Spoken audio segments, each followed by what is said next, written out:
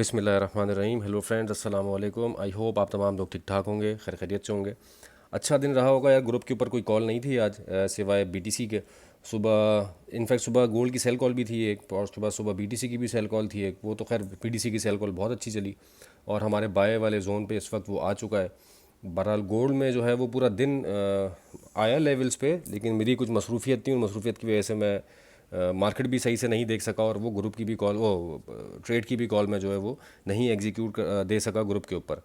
उसकी रीज़न छोटी सी यही थी कि मसरूफियत थी बहरहाल। लेकिन जो ग्रुप के लेवल्स थे, वीडियो के जो लेवल्स थे, वो लेवल्स अल्हम्दुलिल्लाह अच्छे प्ले हुए गोल्ड में, बाय का भी और सेल का भी।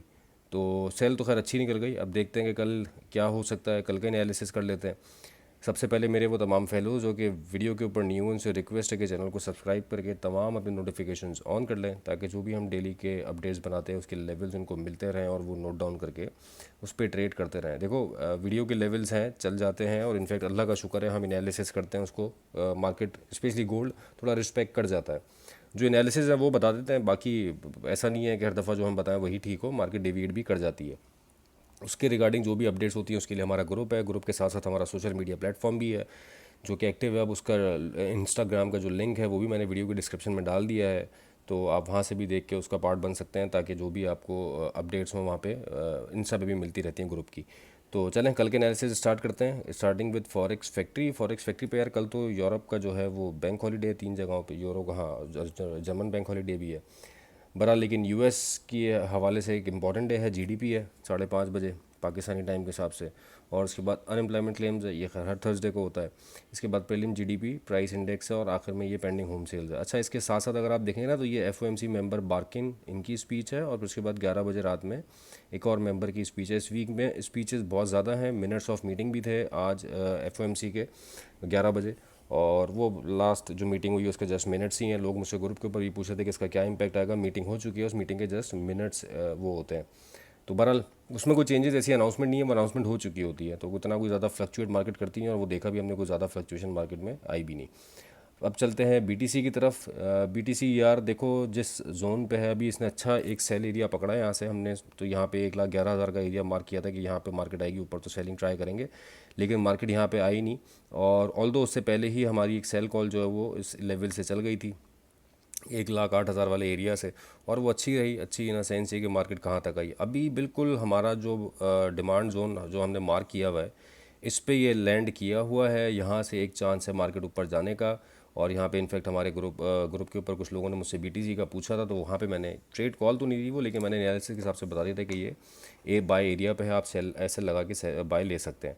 तो अभी अगर कोई यहाँ से बाय लेना चाहे तो वो इस पूरे एरिया के अंदर बाय ले सकता है। इस एरिया के ट्रायंगल के नीचे का, सॉरी, इस पूरे बॉक्स के नीचे का एसएल आपको रखना पड़ेगा। ऑब्वियसली H4 है, H4 टाइम फ्रेम बड़ा है, तो इस H4 में टाइम फ्रेम बड़ा होने की वजह से एसएल्स भी बड़े होते हैं, फिर टीपी भी उसके हिसाब से बड़ा ही होता है। एटलीस्ट इसका टीपी ये होगा 109 अगर ये बाय हमारी चलती है तो, और एसएल इसका बनेगा आपका 106।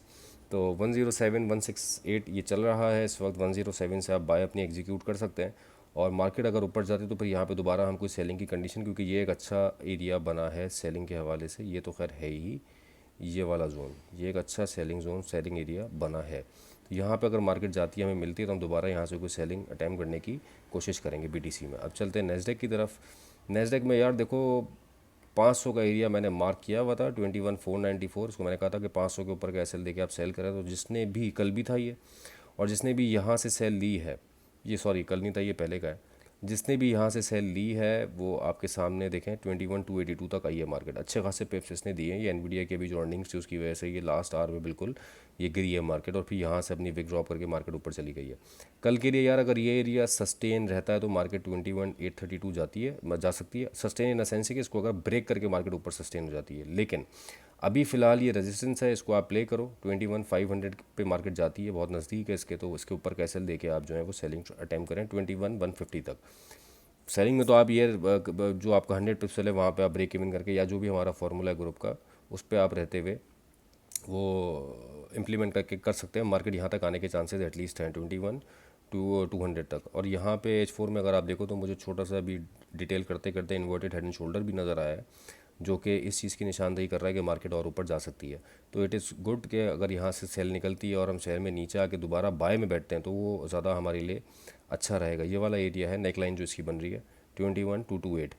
तो ये देख लें, ये लेफ़्ट शोल्डर है, ये राइट शोल्डर है और ये हेड है इसका। तो ये इस हिसाब से ये जो ये head and shoulder, inverted head and shoulder बन रहा है। तो इसको मैं देखते हुए कह रहा हूँ कि ये शायद यहाँ से बाय में जा सकता है इस वाले एरिया से 200 से 21 200 से। तो अगर जो सेल ले यहाँ से वो 21 200 तक होल्ड करे, उसके बाद फिर वो 21 200 से लेके 21 100 तक बाइंग ढूंढने की कोशिश करे।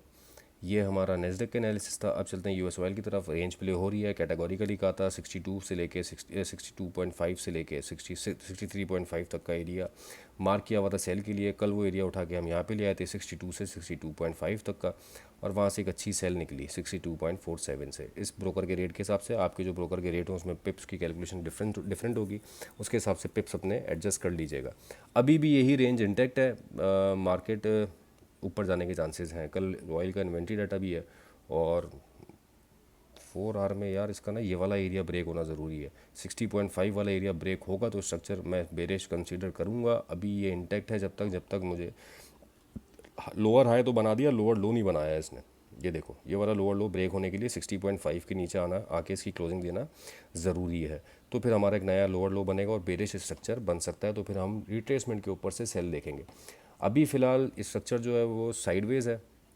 आपके सामने ये पूरा जो एरिया, ये एक पूरा साइडवेज स्ट्रक्चर चल रहा है, कंसोलिडेशन आप जिसको कहते हैं। इधर वे यहाँ अगर अपना हाई ब्रेक करते तो मार्केट ऊपर जाने के चांसेस हैं।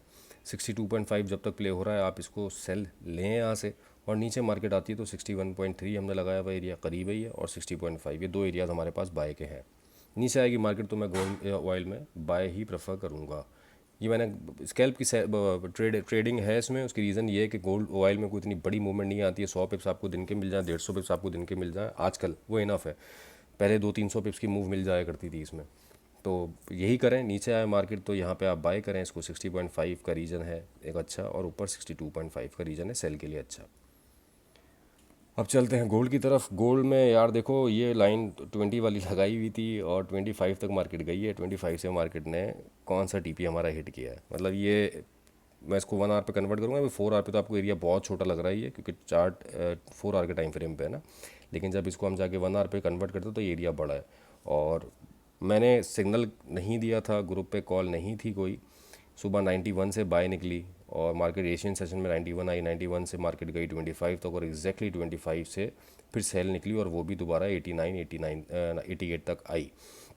तो ये अगर वीडियो के लेवल देखते भी किसी ने ट्रेड ली हो, इनफैक्ट कुछ लोगों ने ली थी ग्रुप के ऊपर, उन्होंने बताया, तो अच्छा प्रॉफिट रहा होगा। अभी क्या हो सकता है यार, ये एरिया इंटैक्ट है और मैं थोड़ा सा अब इसमें बेरिश मूव एक्सपेक्ट कर रहा हूँ। कल जीडीपी का डाटा है और जीडीपी के डाटा पे बड़ी चीज़ें रिलाई करती हैं, और अगर डाटा कुछ ऐसा आता है तो, और अगर गोल्ड ये 88 वाला एरिया ब्रेक कर गया H1 के ऊपर जो मैंने कहा था कि ये सपोर्ट है, तो market can go up to the level of at least 3255 3250 3245, यहाँ तक मार्केट जा सकती है।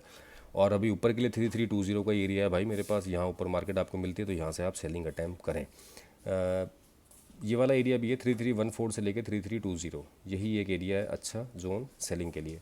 मार्केट ऊपर मिलेगी, यहाँ से कोशिश करेंगे सेल ढूंढने की। और फिलहाल ये वाला, क्योंकि देखें ना यहाँ पे कितने टच इसके हो चुके हैं। अब ये support Aahista Aahista week support होती जा रही है। मार्केट ऊपर जाके अब अगर नीचे आती है और कोई एक मोमेंटम कैंडल M30 की इस एरिया को ब्रेक करके नीचे क्लोज हो जाती है, तो 55 और 50 वाला एरिया आने वाला है फिर 3250। फिर देखेंगे क्या कंडीशन बनती है। ऑल्दो मैं बाय की कंडीशन भी बता रहा था, लेकिन आज मैं इंक्लाइन टूवर्ड्स सेल थोड़ा सा हूँ गोल्ड में कल के लिए। तो ये दोस्तों मेरी वीडियो थी रिगार्डिंग टुमारो। उम्मीद करते हैं आपको पसंद आएगी। लेवल्स डेफिनेटली यार डेविएट कर जाते हैं। हम एक चीज़ बताते हैं, ऐसा नहीं है कि वो पत्थर पे लकीर है, लेकिन जो एनालिसिस हम देख रहे होते हैं चार्ट के ऊपर वही कर देते हैं। मार्केट आगे पीछे मूव हो सकती है। तो ग्रुप पे जो लोग होते हैं उनको टाइमली इंटीमेट कर दिया जाता है थ्रू सिग्नल और थ्रू मैसेजेस भी। तो ये दोस्तों कल की वीडियो थी। जो लोग वीडियो के लेवल से पैसा बना रहे हैं, थोड़ा बहुत फ़ायदा भी अगर हो रहा है तो कमेंट करके, लाइक करके और शेयर करके इसको ज़रूर बताया करें। इससे हमें मोटिवेशन और अच्छी मिलती है काम करने की। तो उम्मीद करते हैं कि आगे आने वाला कल और इनफैक्ट पूरा वीक इंशाल्लाह हमारे लिए प्रॉफिटेबल होगा। तो अपना बहुत ख्याल रखिएगा। With this, thank you so much for your time.